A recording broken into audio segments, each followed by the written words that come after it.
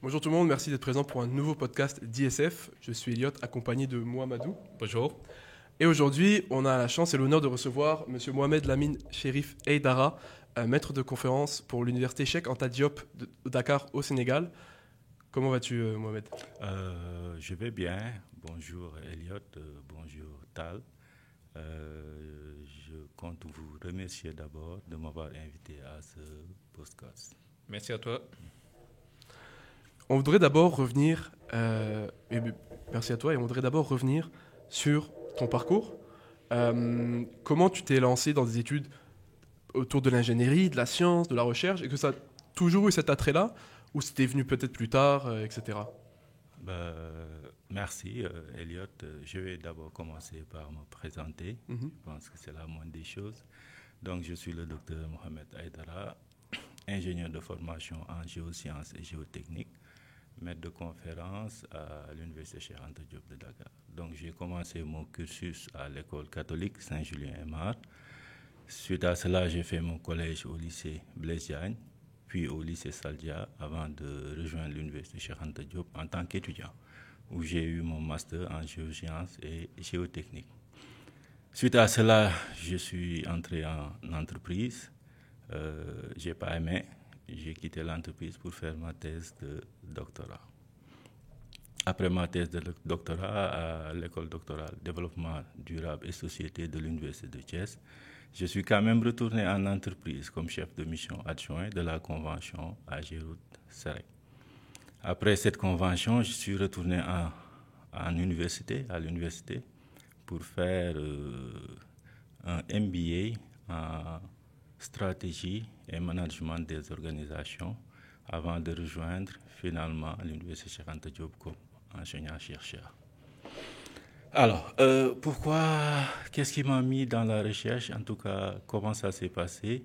J'ai fait de la recherche parce que je voulais avoir un peu plus de liberté, beaucoup plus de liberté même, dans ma profession. C'est ça qui a motivé le fait que j'ai quitté l'entreprise FH Sénégal pour rejoindre l'école doctorale, venir à Montréal, faire ma thèse et retourner au Sénégal. Donc, globalement, c'est la quête de beaucoup plus de liberté dans ma profession. Et c'était quoi ton sujet de recherche? Alors, mon sujet de recherche, c'est toujours le même. C'est le même thème que je poursuis dans mes recherches. C'est l'impact des minéraux sur les performances des matériaux viscoélastiques. Donc, le but de tout ça, c'est de développer un modèle de prédiction, un modèle informatique, un logiciel de prédiction des performances des enrobés bitumineux, en tout cas des matériaux bitumineux globalement, à partir de leur composition minéralogique, des granulats bien sûr. Ok. Super intéressant. Donc on voit, tu as fait de la recherche donc, au Sénégal, au Canada, tu peux rencontrer des personnes avec beaucoup de parcours différents, etc. Qu'est-ce qui t'a le plus... quelle est la plus grande différence que tu as pu voir entre la recherche au Canada et au Sénégal, par exemple? La plus grande différence en tout cas en ce qui concerne la recherche entre un pays développé et un pays sous-développé, c'est les moyens. Ça, on ne va pas, en tout cas, tergiverser sur ça. D'accord? Il y a beaucoup plus de moyens au Canada qu'au Sénégal. Ça, c'est sûr. Cependant, je pense que tous les peuples sont intelligents. Il suffit juste de les mettre dans les bonnes conditions. Donc, moi, j'exhorte, ou la proposition que je ferai à l'État sénégalais, c'est d'investir dans la recherche. Alors, il faudra créer ou équiper les laboratoires universitaires correctement, mais surtout de créer une agence de gestion, de financement et de contrôle de ces laboratoires-là pour leur durabilité. Parce que dans nos universités, il y avait des laboratoires, mais le matériel est devenu vétuste et n'a pas été renouvelé. Pourquoi? Parce qu'il n'y avait pas de suivi. Cependant, s'il y a une agence gouvernementale externe qui gère ces choses-là, peut-être que, en tout cas, ces laboratoires-là dureront un peu plus dans le temps. Selon moi, c'est stratégique. Il y va en tout cas, de l'avenir de toute une génération. Okay? Si on ne prépare pas nos générations, en tout cas dans la recherche, parce que c'est la recherche qui dirige le monde. Si on ne prépare pas nos générations, à être performants au niveau des nouvelles technologies dans le futur, Mais c'est c'est tout un avenir qui est sacrifié, ça c'est sûr. Et qu'est-ce qui a porté votre choix pour le Canada? Alors, je me suis réveillé le matin à 9 h devant ma machine. J'ai tapé sur Google, laboratoire de recherche. Alors, des pages sont venues. J'ai envoyé plus de 45 mails entre 9 h et 10 h. À 11 h, Alan Carter m'a répondu.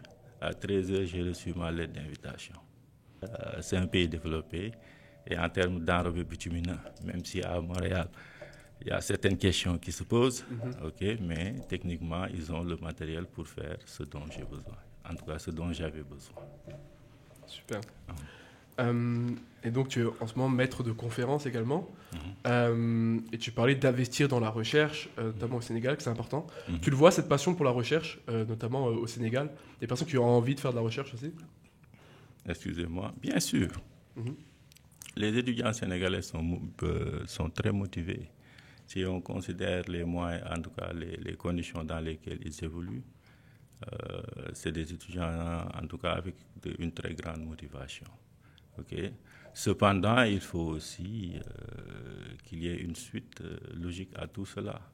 Si nos étudiants, en tout cas, se lancent dans la recherche, il faudrait qu'il y ait les moyens de cette recherche-là. Puis après la recherche, qu'il y ait aussi des débouchés pour cela. Je pense qu'on n'a pas assez d'industrie pour recruter des milliers de docteurs, ça c'est sûr. Déjà que nos universités manquent d'enseignants. Dans nos amphithéâtres, le plus souvent, on est en surnombre. L'État, en tout cas les différentes politiques qui sont passées au niveau de l'État sénégalais, ont fait des efforts considérables, mais je pense qu'il faudrait, en tout cas, aller de l'avant par rapport à ces performances-là, augmenter les universités, je ne sais pas, mettre un peu plus de moyens pour aider les étudiants à faire correctement leur travail. Et du coup, pouvez-vous nous parler de votre laboratoire et de vos travaux à l'UQAD? Bon, à l'UQAD, actuellement, on a déjà fini. Presque, il nous reste quelques finitions de construire notre laboratoire en géophysique et géotechnique.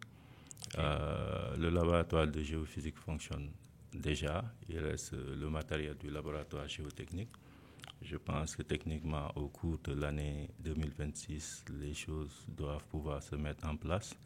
Donc voilà, on est en train de nous installer petit à petit et le reste viendra. Et comment se passent les travaux de recherche? Alors, les travaux de recherche à l'UQAD, sauf si, parce que techniquement, quand on est recruté à l'UQAD comme maître de conférence assimilé, on n'a pas le droit d'encadrer des étudiants. Donc, techniquement, on ne fait pas de recherche. C'est après le grade de maître de conférence titulaire qu'on commence à encadrer des étudiants. Donc, je suis passé en tout cas, j'ai eu ce grade-là en 2024, c'est l'année passée. Donc, je viens tout juste d'entrer dans sa raison pour laquelle je suis là. D'accord. Donc, merci beaucoup. Donc, c'est un peu ça.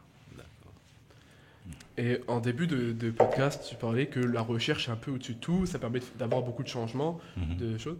Est-ce que tu as pu être témoin déjà de l'occasion, témoin de changements qui ont pu apparaître grâce à la recherche dans ton quotidien? Peut-être celle que tu as fait, peut-être de professeurs que tu as eu, peut-être d'élèves que tu as vus, de collègues, etc. Par rapport à cela, il y a plusieurs étapes. Je me rappelle, juste après ma thèse, j'ai débuté ma carrière, en tout cas j'ai continué ma carrière en tant qu'enseignant vacataire. D'accord? Puis, on faisait une collaboration avec l'agence de gestion des routes, AGEROUTE. Et une fois, quand j'ai eu mes résultats de l'ETS, alors on est parti en réunion au niveau de l'AGEROUTE où il y avait toute la direction de l'AGEROUTE. Et ils m'ont posé la question à savoir, penses-tu qu'entre le granulat que tu viens d'étudier, en tout cas que tu nous proposes, et le granulat qu'on utilisait, lequel est le meilleur? J'ai dit que mon granulat était le meilleur. Bon, c'est normal. Alors, ils m'ont dit, dans ce cas-là, on va passer sur les chantiers pour vérifier ça. Maintenant qu'on a fini l'expérimentation, on va passer sur le terrain. Alors, on est passé sur le terrain. Je pense qu'on a fait 3 planches d'essai, dont 2 ont réussi. Donc, une fois que ces choses-là étaient confirmées, j'ai demandé à un des ingénieurs de l'AGEROUTE de me réintroduire, d'accord, dans les chantiers. C'est comme ça que je suis devenu chef de mission adjoint de la convention AGEROUTE-SEREC. Donc, par rapport à ceux qui ne veulent pas faire de la recherche peut vous ouvrir ces opportunités-là à condition que vous soyez bon. Ça, c'est clair. Puis après ça, il y a l'université. Si vous faites de la recherche, vous pouvez entrer comme enseignant-chercheur à l'université. D'accord? Chose qui n'est pas facile. C'est très compliqué. Ouais, j'imagine. Okay. Ça, c'est sûr, hein, parce que je me rappelle que moi, je n'avais même pas vu l'annonce. C'est un de mes collègues de la convention qui m'avait transféré ça sur WhatsApp. Puis il m'a dit, bon, postule, tu es là, tu ne fous rien, postule. Ok, ben, j'ai postulé. Je savais déjà que j'avais le poste. Pourquoi? Parce que de génération en génération, on se connaît, on n'est pas nombreux. C'est à peu près presque 2 ou 3 profs qui ont encadré tous les docteurs en géotechnique. Ok, donc entre étudiants, on se connaît. Et celui qui vit, on se connaît. Ok, je ne vais pas trop entrer dans les détails. Donc en postulant à ce poste-là, je savais déjà que j'avais ce poste-là. Et c'était en quelle année? C'était en 2020. Okay. En 2020, ouais. Ok. Du coup, pouvez-nous parler de l'état de l'avancement des recherches au Sénégal par rapport, spécifiquement dans les enrobés, dans les chaussées? Est-ce que, comme ici au Canada, le recyclage des enrobés, est-ce qu'il est pris en considération au Sénégal? Non. Non? Non, on ne fait pas de recyclage d'enrobés. Techniquement, moi, je n'ai jamais eu à travailler sur des enrobés recyclés. Donc, je ne m'y connais pas trop. J'ai des lectures sur ça, mais bon, dans la pratique, je ne m'y connais pas trop. Au Sénégal, on ne fait pas de recyclage d'enrobés bitumineux. Pensez-vous qu'on peut le faire au Sénégal? Bien sûr, bien sûr. Bien sûr, on a, je pense, au niveau du réseau routier sénégalais, actuellement, on doit être dans les 7000 km. Okay? Et le pays n'est pas très grand. D'accord? Et dans les 7000 km, peut-être les 6000 sont revêtus d'enrobés bitumineux. Le reste, c'est des routes en terre. Donc, ce serait bénéfique, oui, de faire du recyclage d'enrobés bitumineux. Ça, c'est sûr. Et la recherche, donc la rencontre avec Alan Carter, que vous avez raconté tantôt, vous avez que travaillé ensemble ici sur place au Canada, où il y a eu des moments aussi d'encadrement un peu à distance, de collaboration à distance. Et si c'est le cas, comment ça s'est passé? Est-ce que c'était facile, plus compliqué, etc. Disons qu'Alan Carter, c'est un chercheur étudiant, c'est un professeur étudiant. Okay? Dans les universités, je me suis rendu compte avec l'expérience que les enseignants qui avaient plus le comportement d'étudiants, en général, c'était les meilleurs enseignants. D'accord? Mais comment avez-vous détecté ce type C'est pas au premier vue que vous avez dit. Non, même pas. Ouais. Même pas. Je vous ai dit que c'est avec l'expérience. Parce que moi-même, étant enseignant, je vois la différence, je vois la différence entre les enseignants. D'accord. Ouais, donc, quand vous choisissez Alan Carter, vous ne le connaissiez pas avant? Non, je ne le connaissais pas. Okay. Au fait, Alan Carter, ce n'est pas moi c'est pas moi qui l'ai choisi. Je vous ai dit que j'ai envoyé des dizaines de mails. Ouais. C'est le premier à avoir répondu. Ouais, je vous l'ai dit quand vous avez accepté son offre. Son offre d'encadrement. Ouais. Je ne le connaissais pas. Ouais. Okay. Je ne le connaissais pas. Je suis venu le rencontrer. Puis ça s'est bien passé. J'ai eu la chance que ça passe. Dans tous les cas de figure, lui, il n'avait rien à perdre. Hein. C'était soit ça passait pour moi ou ça tombait à l'eau. Ouais, et puis revenez, vous parliez de son profil enseignant, je ne sais pas comment vous l'avez décrit, enseignant, élève et étudiant, vous disiez. Oui, il y a une anecdote que je ne vous ai pas racontée, c'est que quand j'ai fini ma procédure, en tout cas mon programme expérimental ici au LCMB, je suis retourné au Sénégal, d'accord? Alors, je suis retourné, je pense que c'était le 2 février, ça doit être un lundi ou un mardi, quelque chose comme ça, le 2 février 2015. Alors, arrivé sur place, j'ai rencontré mon directeur de thèse officiel, qui était à l'Université de Thiès, le professeur Meïssa Fall. Je l'ai rencontré le jeudi de la même semaine. D'accord. Le dimanche, un de mes collègues actuels, Adama, le docteur Adama John, m'a appelé pour me dire qu'il avait fait un AVC. Donc, de retour sur Montréal, je ne l'ai vu qu'une seule fois. Alors, et malheureusement, il ne s'est pas relevé de ça. Okay? Paix à son âme. Et sur ce, je n'avais plus d'encadreur pour valider ma thèse sur place. Donc, j'ai écrit un mail à Alan.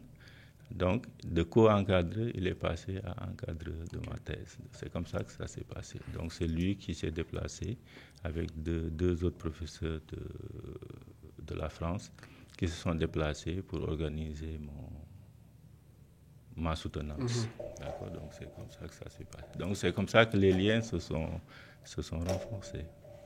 Et depuis, vous maintenez des liens? Oui. Vous travaillez ensemble? Oui, depuis. Ça fait longtemps maintenant. Ça fait 10 ans maintenant. Ouais. Et vous revenez souvent comme ça au Canada ou c'est vraiment ponctuel là cette année? Bon, je pense à partir de cette année-ci, je vais revenir assez souvent parce que j'ai tout un programme expérimental à dérouler. Okay. J'ai aussi des concours à passer. Donc, je pense d'ici 10 ans, 15 ans, je serai là, ça c'est sûr.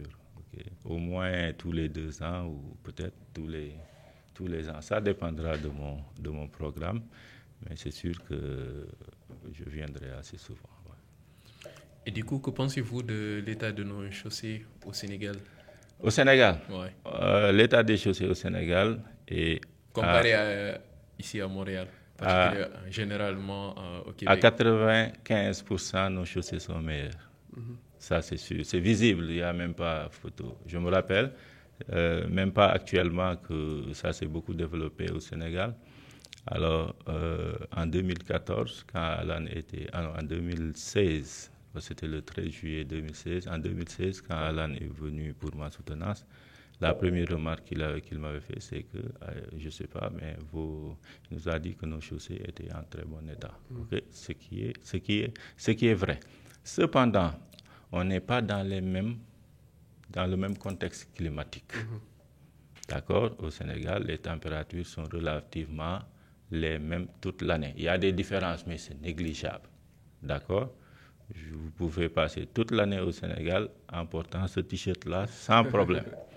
D'accord? Ce qui n'est pas vrai pour Montréal. Vous avez des différences de température, mais c'est extraordinaire. Vous allez de moins 40 à plus 40. D'accord? Je pense que la chaleur que j'ai vécue ici, je ne l'ai jamais vécue, sauf au Mali. Au Mali, il fait aussi chaud qu'ici. Au Sénégal, peut-être parce qu'on est de Dakar, peut-être à l'intérieur du pays, oui, il peut faire assez chaud. Mais au niveau de Dakar, les températures sont relativement clémentes. Voilà. Et quelles sont les améliorations autant pour moi que le gouvernement devrait faire pour la recherche, pour faire avancer les choses? Au Sénégal ou sur Montréal? Sénégal. Alors, je l'ai dit tantôt, c'est-à-dire financer directement les départements, en tout cas financer directement les laboratoires universitaires peut poser un problème dans la gestion et dans la durabilité. Moi, là où je mets le point, en tout cas je pèse ma main, c'est au niveau de la durabilité de ces laboratoires-là. Parce que, pour 10 ans, vous pouvez avoir, en tout cas pour une génération, vous pouvez avoir un professeur qui s'en occupe bien, puis recruter dans le futur un professeur qui s'en fout. Alors, le laboratoire, dans le temps, va se dégrader puis mourir. La meilleure des choses, c'est d'avoir une agence gouvernementale externe aux universités, une agence de gestion des laboratoires universitaires du Sénégal, point, qui va s'occuper de répertorier, de financer, d'équiper, mais aussi de gérer administrativement, j'ai dit, et de contrôler, de faire l'audit de ces laboratoires-là pour assurer une pérennité, en tout cas une durabilité dans le temps. Maintenant, l'aspect pédagogique de ces laboratoires-là va être géré par les universitaires, en tout cas le personnel enseignant de nos universités. En tout cas, si moi j'avais une proposition à faire, en tout cas au gouvernement sénégalais, c'est cette proposition-là que je ferais. Super. Et notamment avec ce podcast-là et la série qu'on peut faire, on veut mettre en avant justement la recherche. En dehors de l'aspect financier du gouvernement, est-ce que tu penses que c'est aussi au gouvernement de faire la publicité de la recherche, ou c'est plus, une fois que ça sera développé, au niveau des professeurs, des universités, de faire cette promotion? Bon, les responsabilités sont partagées. D'accord. À mon avis, si c'est le professeur qui doit faire ce parcours du combattant-là, je ne sais pas, mais il va se faire des cheveux blancs, ça c'est sûr. D'accord. Alors que si c'est accompagné et encadré par le gouvernement, ça va être beaucoup plus facile. On n'aura pas besoin de nous, en tout cas, de nous sacrifier physiquement, okay, pour acquérir certains moyens. Okay. Moi, à mon avis, ce serait plus simple que le gouvernement accompagne tout ça, puis après, on va avancer. Maintenant, si un enseignant qui est censé passer beaucoup de temps dans la réflexion scientifique passe son temps dans des réflexions financières, ça va être compliqué. Et dans ce côté recherche, là, aujourd'hui, dans ton quotidien, que ce soit au Canada, au Sénégal, en général, qu'est-ce qui te plaît dans la recherche, dans ce que tu fais, dans ton rôle de maître conférencier? Qu'est-ce qui te plaît le plus? La liberté. Ça, c'est sûr. Hein? Je ne vais même pas chercher de midi à 14h, c'est la liberté. D'accord. Ce que je disais tout à l'heure, le matin, je fais mon footing à 6h du matin. À 6h du matin, les gens vont au travail. Moi, je vais à la plage faire du footing. Ça, c'est déjà une très bonne chose. Okay? J'ai beaucoup plus de temps à passer avec ma famille. Et maintenant, dans l'aspect recherche, en tout cas dans le travail aussi, j'ai besoin, moi, de me lancer des défis. D'accord? Peut-être impossible, ça, c'est pas mon problème. Ce qui m'intéresse, c'est que lorsque j'ai une idée, en tout cas dans la tête, il faut que je me donne les moyens pour voir, pas d'y arriver forcément, mais pour voir si c'est possible ou pas. Ce qu'il faut éviter, je pense, pour tout un chacun dans sa vie, c'est à la fin de sa vie d'avoir des regrets. Okay? Et les regrets, c'est quoi? C'est de se dire, et si j'avais fait ça? Et si vous devez faire quelque chose, faites-le à 200%. Comme ça, après que ça marche ou que ça ne, c'est pas important. Vous allez vous dire que, écoute, j'ai fait tout ce que je devais faire pour y arriver. Le résultat, maintenant, c'est le destin qui juge de ça. D'accord? Je pense que l'émission tourne à sa fin, le podcast. Merci beaucoup. Quel conseil donneriez-vous aux jeunes chercheurs, étudiants? Alors, je vais reprendre un peu une citation de Albert Einstein qui disait que une politique dure l'instant d'un moment, une équation dure une éternité. Voilà le conseil que je donne aux futurs chercheurs. Est-ce que vous pouvez le détailler? Que chacun l'interprète. C'est bon, c'est merci à vous. Merci beaucoup. Merci Elliot. Merci Tal. Merci à vous. Merci à tout le monde. Okay.